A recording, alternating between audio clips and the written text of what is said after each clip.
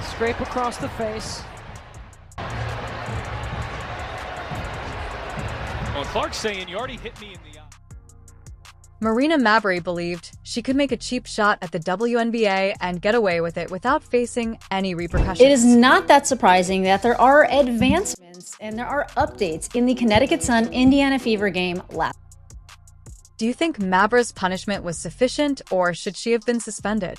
Oh boy, where do we even begin with this Marina Mabrey situation? The league recently hit her with an upgraded fine that has her frantically trying to contain the damage. Now, her attempt to defend her actions has backfired spectacularly, and the internet isn't buying what she's selling. The woman truly believed she could slap Caitlin Clark in front of a national audience and just give her a slap on the wrist. However, unexpected behavior has repercussions, and Mabrey is now learning the hard way that there is a cost associated with assaulting the largest female basketball player. Things got heated in the third quarter of Tuesday night's Fever vs. Sun game, so let's go down exactly what happened since the details count. While attempting a steal, Sheldon poked Clark in the eye. It appeared to be an accident, and Clark, understandably upset about being struck in the face, gave Sheldon a slight shove to push her away. However, Marina Mabrey decided to play hero and charged in from behind like an enforcer, completely leveling Clark and sending her crashing to the ground. This was not even close to a basketball play.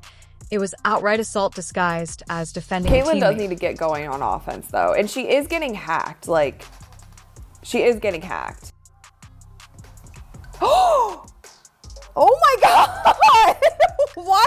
What? What is going on? Why would she body slam her like that? The call should have been made earlier. There should have been like 14 fouls before she got jabbed in the eyeball. Oh! Oh, bro, what the hell? Oh my God! Bro! To the commentator, thank you. Blaming it on the officials, it's their responsibility. They did not defuse the situation earlier. And now you have this. The court's referees utterly blew the first call. They awarded Mabrey a technical foul, the same penalty they gave Clark for protecting herself after being poked in the eye. For a moment, consider that both the victim and the attacker received the same punishment. This league's officiating is quite humiliating, but this is where things start to get interesting. Although the WNBA doesn't reveal the exact amount of the fine, sources claim that a flagrant 2 carries a $400 fine. The WNBA likely realized they were about to face a public relations nightmare, so they decided to review the play after the game, and guess what? They upgraded Mabrey's technical to a flagrant 2. The league is essentially stating that spotting their best star is less valuable than a speeding ticket by charging $400 for assault when you may receive a fine greater than that for a parking violation in other locations. Believe me, the statistics all show that most of the eyes do go towards one team. So I think the officiating towards this one team definitely is going to have to be very closely monitored and made sure that it is called as fairly as possible. Because I think that last night, a lot happened. There were 6 technical fouls issued. There were 3 ejections. The fact that there isn't a suspension is what really reveals everything about how this league functions. If someone had shoved LeBron James to the ground like that in the NBA, they would have been suspended sooner than you could blink. But in the WNBA, it seems like you can attack the team's face and still be allowed to play in the next game. Mabrey's response to all of this was hilarious. She posted an 8-word message that basically said, "Damned if you do, damned if you don't." Her exact quote was that she was defending her teammate and would be villainized in any case, but here's the thing. Marina, you weren't villainized for defending your teammate. You were villainized for shoving someone from behind when they weren't looking. There's a difference between assault and having someone's back, but apparently she doesn't see that distinction. On national television, she practically pushed the largest female basketball star to the ground. Now, she's pretending as though people are cruel to her for calling her out. But hold on, things will get better. Her family's response to the entire situation is completely out of control. Moments after the incident, her sister DRA posted a TikTok essentially celebrating the shove. Their mother seemed to be proud of Marina for standing up for her teammate. This is the kind of mentality that has been poisoning the WNBA since Clark entered the league. Rather than celebrating the fact that Clark has brought women's basketball unprecedented attention and revenue, we have players and their families celebrating when Marina is attacked. Let's also talk about Marina Mabrey's history because this isn't an isolated incident. She has a reputation as one of the dirtiest players in the league. There are literally compilation videos of her starting arguments with other players.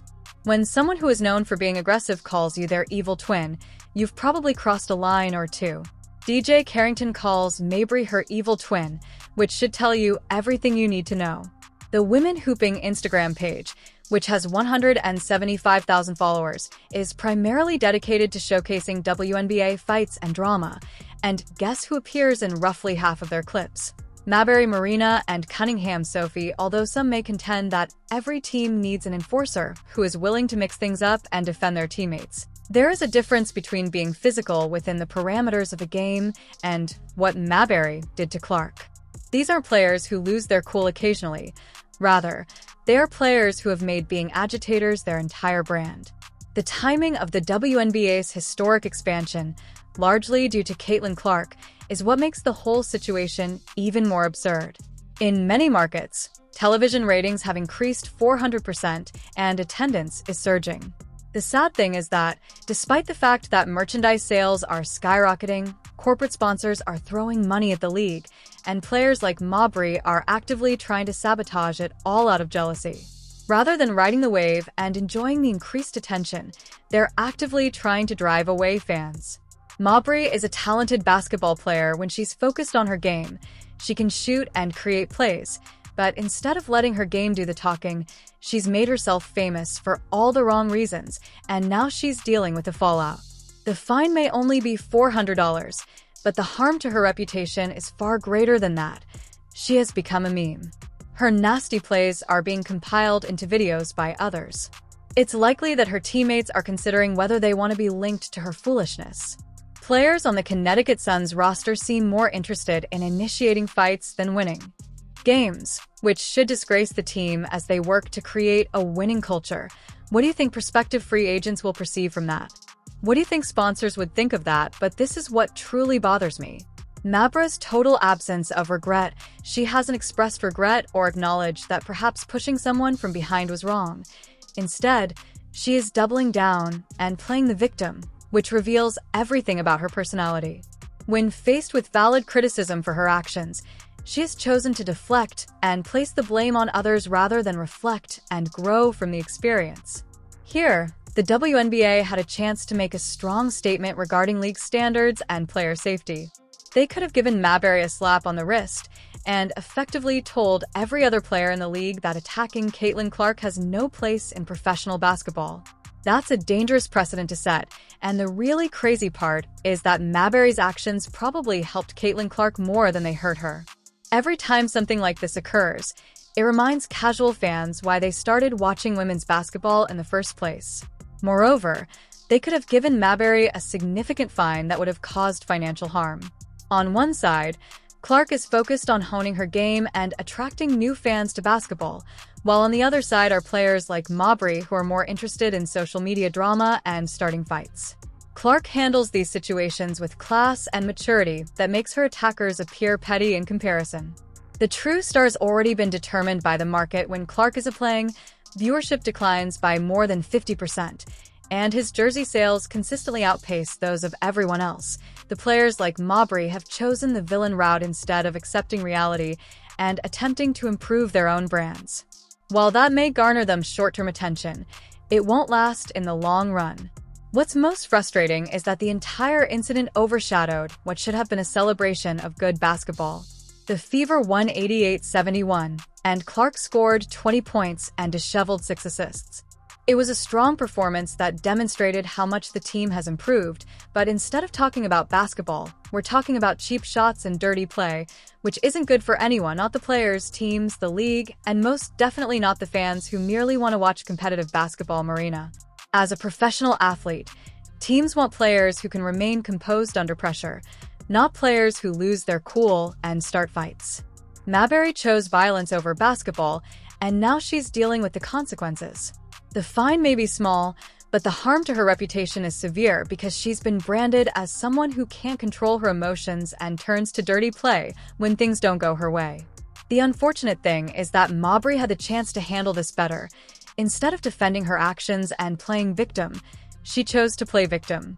This choice will follow her for the rest of her career, and let's be honest about what this was really about. Jealousy, not defending Jacia Sheldon. Sponsors prefer to associate with positive role models rather than athletes who have a history of attacking other athletes. Rather than players supporting one another and celebrating the success of women's basketball, jealousy is destroying the sport from within. Players are tearing each other down out of pettiness and resentment, and the fans can see it. Jealousy that Caitlin Clark receives more attention, that Clark has more endorsement deals, and that Clark is the league's face while Mabrey continues to play a supporting role. People are praising Clark and criticizing Mabrey's actions on social media. Nobody is fooled by the contrived narrative that this was about protecting a teammate. Marina Mabrey was fined